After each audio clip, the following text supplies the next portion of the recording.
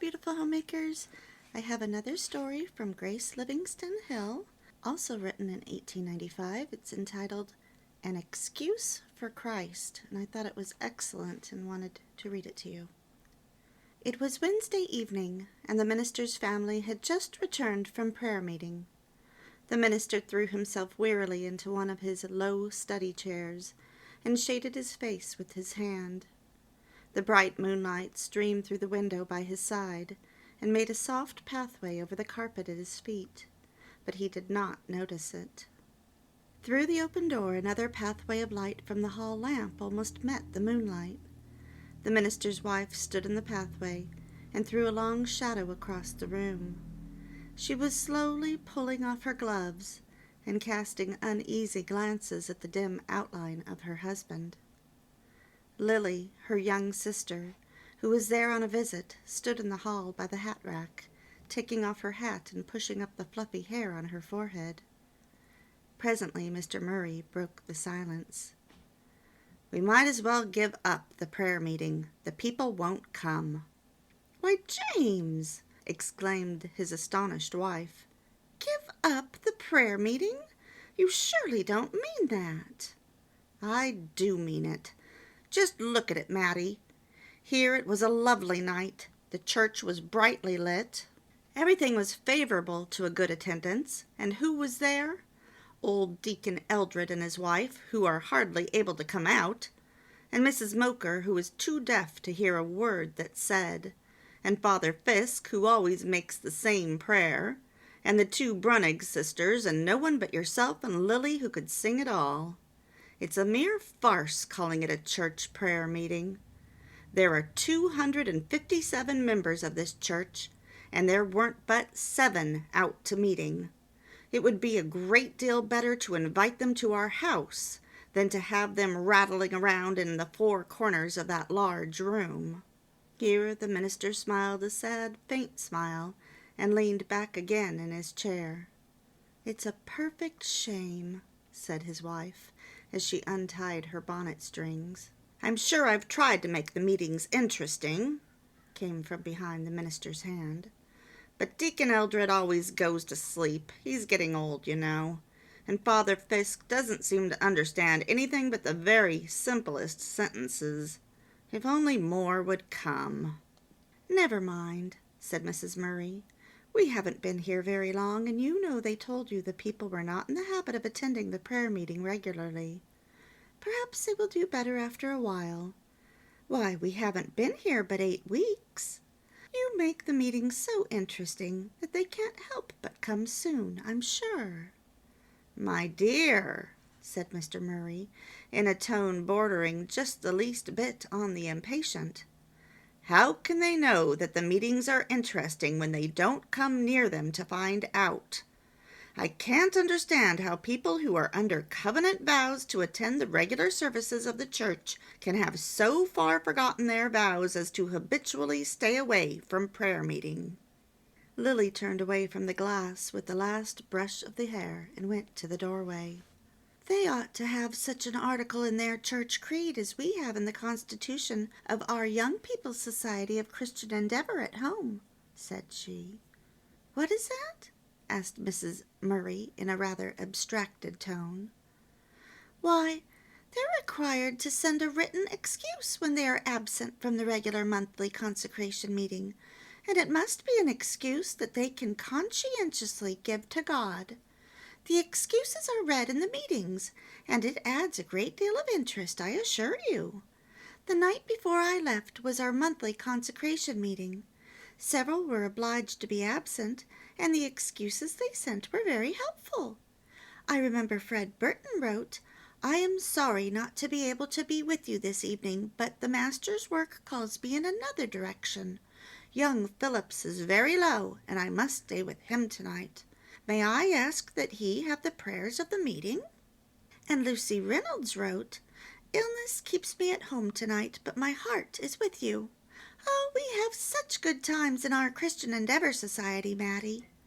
And Lily launched into a full account of their doings at home, which continued till she bade them good night. The minister heard no more. He had a new thought which must be turned over in his mind. He was his own cheerful self the next morning, and seemed to have forgotten all about his small prayer meeting. The days slipped by pleasantly enough, and Sunday dawned. The congregation had just settled themselves into sermonful repose. The minister was reading the last notice, as they supposed. That same old one about the weekly prayer meeting, which had grown so familiar that it seemed to go in one ear and out the other. But Mr. Murray did not open the Bible and announce his text, as they expected he would do. Instead, he stepped a little farther toward the front of the platform and said, "Will all the members of the church who are unable for any reason to be present at the prayer meeting this week, please send an excuse in writing on or before Wednesday evening, that it may be read at the meeting. It will be very pleasant to feel that we have the prayers and sympathy of the friends who are obliged to be absent. Any excuse which we can conscientiously give to the Lord Jesus Christ will answer the purpose, and will give those of the members who are present the feeling that your heart is with us, although your body cannot be there." Only these few words, and he opened the Bible and announced the text they had waited for. But they did not hear it. They were a startled audience, or perhaps it would be better to say a company of startled individuals, for those who were in the habit of staying away from meeting of course did not know who else stayed away too, unless they were in their own family or their own immediate circle of friends, and so considered themselves, and not the whole congregation, addressed. Mr. Murray might have recited the shorter catechism or a few pages of the dictionary or encyclopedia that morning, so far as his sermon was heard by some of his audience. Deacon Eldred, not being hit, went to sleep as usual. Poor old Father Fisk never understood the sermons. Mrs. Moker was deaf, and the Brunig sisters were not there. Mrs. Murray was too much occupied in imagining what people would think about Mr. Murray to give much time to the sermon, though it was one of his very best. And Miss Lily was very much occupied in studying the faces about her and finding out what people did think. Mrs. Hannibal Humphrey, under her new spring bonnet, was thinking something like this. "The perfect idea! Send an excuse to him?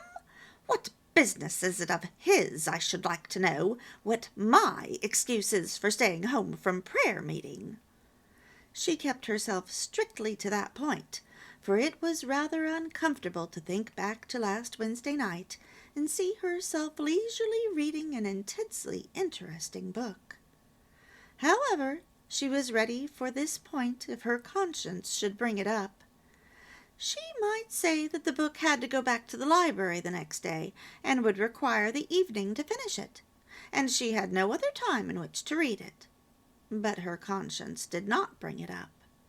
It knew it was of no use. Close by her side sat Mr. Hannibal Humphrey. He was not a member of the church.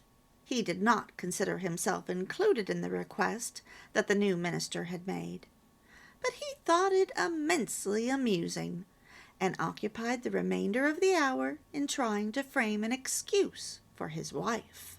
He often wrote responses to invitations for her, and on the way home he asked whether she would have it read, "My dear pastor, I am obliged to be absent from prayer meeting this evening, as we are invited to a small company at Mrs. Sullivan's, to meet their friend Miss Rochester, who is to leave town the next day. I am sorry I am unable to meet with you, but you see how it is. Very truly, Mrs. Hannibal Humphrey." Or did she intend, after all, to send regrets to Mrs. Sullivan's and have the card party she had spoken of that morning? In that case, it should read, "Dear Mr. Murray, I am sorry to be absent from the meeting Wednesday evening, but we have arranged to have a few friends to spend the evening and have a quiet game of cards. I should be glad to have you and Mrs. Murray step in after meeting. Very truly, Mrs. Hannibal Humphrey. Perhaps, though, he said, as he handed her gravely the slip from his hymn book, on which he had written the sample notes during the closing prayer, it would be as well to leave off that closing sentence, as the thing is to be read in the meeting, and some of the rest might feel hurt unless they were invited too. But for some reason Mrs. Humphrey seemed not to wish to talk upon the subject, and told her husband that she thought he was very irreverent, whereat he laughed long and loud, disturbing Mrs. Humphrey's feelings still more. Miss Effie Summers was a church member, but she could hardly remember when she had been to prayer meeting. Her aimless little mind began to search about for a reason why she had never been, and she had to admit to herself that it was because she had never thought of it. She almost smiled in church at the idea of herself at prayer meeting. It had never occurred to her as a place where she would care to go. She looked down at her gloves and admired their fit, and wondered if, after all, the ones with the darker stitching on the backs would have been a better match to her suit, and remembered that it was last Wednesday afternoon that she had bought them, and that she had lounged in a big chair all the evening, eating cream dates and talking nothings with her young cousin, who chanced to come in, and never once thought there was a prayer meeting. She made her silly little heart keep still by telling it that not thinking of a thing was a good excuse for not doing it, although there was a slight question somewhere which interfered with the satisfaction she felt in the fit of her gloves, and made her wonder whether she would like to stand up before the great God and offer that excuse. Mr. Worcester, just at her left, a tall, stern man of business, dismissed the prayer meeting subject with these words: "I really haven't time for prayer meeting. My hands are too full of business cares. I go to church on Sunday, and I'm sure I give a great deal to support the gospel. And that is all that can be expected of such a busy man as I am." And his mind went off to a certain problem that he had not been quite able to decide the day before. Will Kenton glanced uneasily over at Effie Summers. He was a member of the church too, but he had arranged it in his sleek little head that very morning that he would call upon Miss Effie Wednesday evening and secure her company to the concert before that fellow from Boston got ahead of him. Miss Effie wouldn't be likely to go to prayer meeting. To be sure, he didn't go often enough himself to know who went, but he knew her well enough to hazard a guess. Effie looked very pretty, and there was no other evening on which to call, for Monday evening was his club, and Tuesday was the whist party. Just then the new glove went up to see if the new hat was straight, and the hand looked so very pretty that it carried the day. Then he told himself he really must go this time, and he would try and arrange for the prayer meeting another week. Tired little Mrs. Carroll heard the request with dismay. Here was something else that ought to have been done. She was so overcrowded with cares that she didn't know which way to turn now. She thought back to last Wednesday night. She had just finished the 27th tuck in Lucy's white organdy that afternoon, and was so tired she could hardly finish the tea dishes. She sat back easier then. It surely wasn't her duty to go to prayer meeting when she was so tired it would have made her sick. Yet she wondered dimly in her weary brain if, after all, that tuck hadn't been to blame, and whether she had any right to get so tired before the meeting. Would she like to present a tuck as her excuse to the Lord for not having attended his meeting? Her heart was not at rest. There was another sister who remembered herself as having been too tired to go last Wednesday. and she wondered if it would be necessary, in order to be strictly true, to say that she had been making pound cake all afternoon. Mr. Mosley remembered with grim satisfaction that he had had the neuralgia last Wednesday, and had not thought it prudent to go out in the evening air. But he forgot that half an hour after the bell had ceased ringing, he had gone to the door with Mr. Patterson, who had called on business, and there he had stood for a full 15 minutes in a chill east wind, without so much as an overcoat or hat to protect him. There were many who did not think at all, and who forgot the minister's request almost as soon as it was made, who had no idea of going to prayer meeting, and who did not know as they ever would have. There was one young lady who declared on the way home that she never went to prayer meetings because she did not enjoy them. She thought they were poky places and made one feel awfully doleful. Her brother told her he thought that was an excellent reason, and would she like to have him write the excuse for her? He would get it up in fine style, and he thought it would be better than most of the excuses other folks would write, because it was true, and no made-up reason. "All the same, Lou," said he, "I can't say I would like to give it to the one who is to test your excuses." Then he whistled. He had never said anything so solemn as that in his whole life before, and he did not exactly know his own voice. And the sister said, "Oh, nonsense," but she did some thinking on the way home. There was much talk at the various dinner tables of their congregation that day. Some thought the new minister had taken a good deal upon him, and that he had no right to make such a request. "I suppose I might have let the horses rest a Wednesday afternoon, and not plowed the medder lot till Thursday," said Farmer Stevens, as he took a bite of pork and shoveled some beans into his mouth with his knife. "We ain't been to prayer meeting in a good while. I reckon we'd better try to go this week." Meek little Mrs. Stevens' face brightened, and she said she'd be real glad to go. She had missed the prayer meeting, but she had never said so, as they lived so far out she hadn't thought it possible for them to go. The Haynes household discussed the matter at the dinner table. Little Nanny sat and listened, and after turning it over in her mind for a time, bluntly asked of her elder sister, "Kit, why didn't you go to prayer meeting last Wednesday night?" "Oh, I remember. Your bonnet had just come home, and you didn't like it, and tore it all to pieces to fix it over. Wouldn't it have been funny if you had written that to Mr. Murray? Please excuse me from going to the meeting, 'cause my bonnet don't look right, and I had to trim it over." Amid the general laughter that followed, Miss Kitty told her sister she was a saucy little thing, and went to her room to quiet her upset nerves.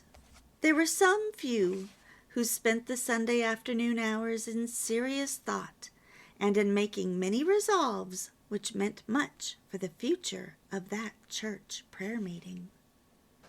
Sunday passed, and Monday and Tuesday. Wednesday came.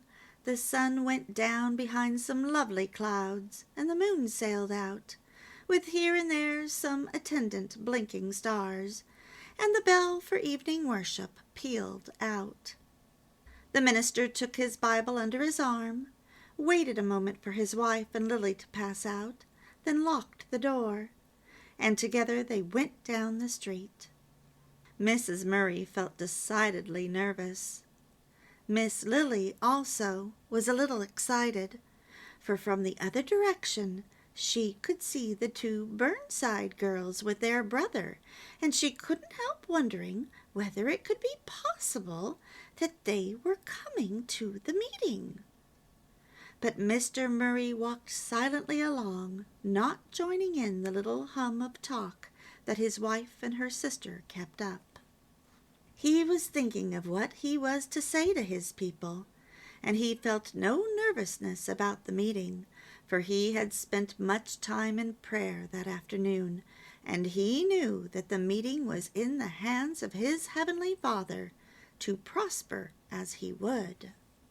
Early as they were, when they opened the door, they saw the long rows of usually empty seats nearly filled, and more people were coming down the street.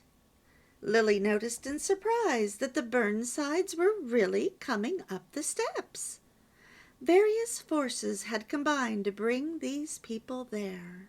Miss Effie Summers was there because she had not anything to do, and it was a lovely night, and she had thought of it, and there really was not any reason why she should not go, just for once, and she supposed she ought to go sometimes anyway. Besides, it troubled her to think that she would need to present her excuse to the Lord. So she was there, and upon being whispered with for a few minutes, reluctantly consented to preside at the organ. Will Kenton came in a little late, and somewhat flurried, having been to call upon Miss Effie, but upon being told that she had gone to meeting, he, in much amazement, had bowed himself out and made his way to the church. Mrs. Hannibal Humphrey was not there, but she had an excuse. She was neither at Mrs. Sullivan's tea party nor entertaining company herself. Instead, she had retired to a dark room with a sick headache. Her unfeeling husband told her she had good taste, for he thought on the whole it would sound much better than either of the excuses he had written. However, she sent no excuse. Mr. Humphrey was there himself. It came about in this way. He had lounged around in the room and read all the papers through, and it seemed very dull. Supper eaten all alone was a gloomy affair, and Mrs. Humphrey did not seem inclined to talk when he went up to see her. Then the church bell rang, and the thought came, why should he not go to meeting? He believed he would go just to see if there would be any excuses, and what they would be, and who would be there. He might be able to get some fun out of it. It certainly was dull enough at home. So he went. Mr. Worcester was there because all the plans he had laid out for that evening came to naught. The man with whom he had made an appointment sent word he could not come. The book he had intended reviewing he had forgotten and left in his downtown office. And the letters he had thought to answer did not come at all, the mail train being delayed by an accident. The bell rang, and Mr. Worcester, in despair, took himself to the Lord's house. Mr. Moseley did not have the neuralgia, and being a prominent member of the church, he thought it would not do to utterly ignore the new pastor's request, and so he went. Mrs. Carroll dragged her weary self to the church because her conscience troubled her for having allowed Lucy to coax her into buying her a dark blue surah, and she hoped to find some peace of mind in going as a sort of penance. Not that she put it that way. She would have been shocked if you had suggested such a thing, and she kept it strictly a secret from her better self. The pound-cake woman even refrained from making an elaborate dish for tea that night, so that she might come to the meeting. There were, of course, the few faithful ones who always came to prayer meeting when they could, because they loved it, and because the Lord had promised to meet his children there and bless them. But they were not so very many.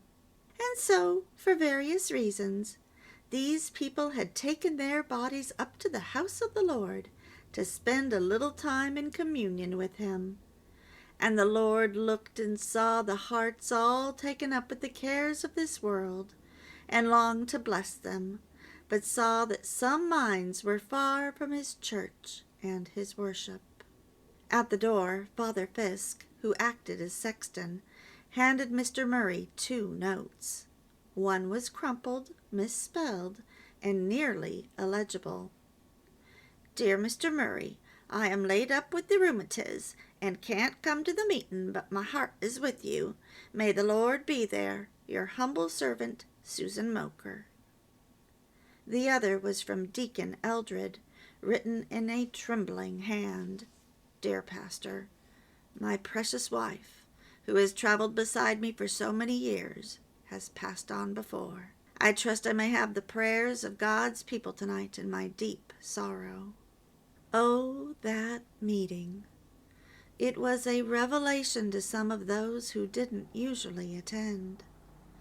I never dreamed a prayer meeting could be so interesting, said Miss Effie merrily, as she laid her hand on young Will Kenton's arm on the way down the church steps after meeting. She had been prevailed upon to play the organ, and she had done it well. Will Kenton's rich tenor had swelled out with Mr. Hannibal Humphrey's bass, and carried other voices in such a tide of song as astonished the old church walls. The minister's few words seemed to stir his audience as it had not been stirred in many a long year. A few repeated verses. One lady called for a favorite hymn. Mr. Worcester was moved to pray for Deacon Eldred in his great sorrow, and others followed. They went out from that hour of prayer feeling as if they had received a blessing and wanted to come again. Some wondered why they had never gone before. Lily lingered in the parlor with her sister to talk over the meeting and exult over the appearance of this one and that. But the minister, alone in the moonlit study, knelt and thanked God. The end.